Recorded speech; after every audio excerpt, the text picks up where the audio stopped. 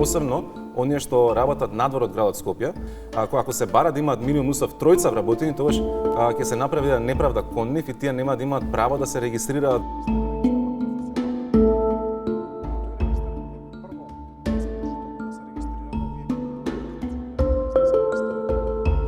Со измените на овој закон ние не нудиме никакви поволности на медиумите кои што ќе се регистрираат како онлайн медиуми.